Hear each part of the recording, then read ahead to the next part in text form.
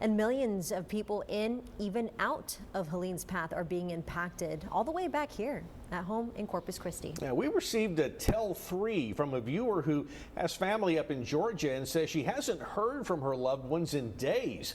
She's looking for answers and holding out hope that they survived. Now, she did sit down with our Lexus Green, who joins us now in the studio. Lexus?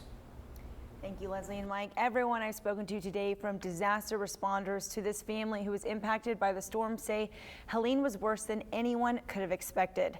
Stephanie Rayburn from right here in Corpus Christi tells me that she last heard from her family in Georgia 2 days leading up to the storm and nothing since. She says she's at a dead end at what to do now.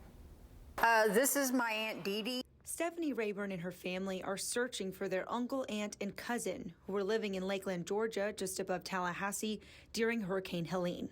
Helene made landfall last Thursday, and the Rayburns have not heard from their family since. My sister talked to Royce 2 days before it hit, and to my knowledge, they were staying put.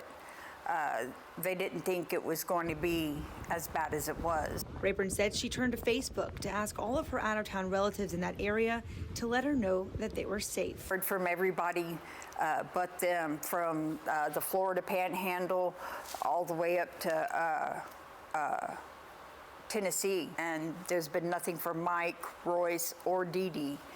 And it's scary.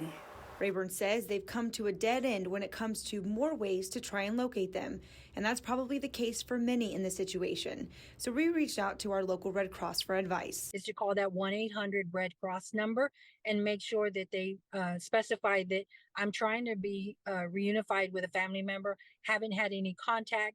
Please open up a case and help me find my loved one. Angelina Garcia, the spokesperson for our local Red Cross chapter, says there is currently 2,600 people staying in 69 Red Cross shelters post-Helene. You may have loved ones that are in one of these 69 shelters that we are either operating or supporting, and we track all of those folks too. So that is our first place to go to when we're looking for folks that need to be reunified with family members. As for Rayburn, she's holding out hope that her family is safe, just without power, and that she'll hear from them soon.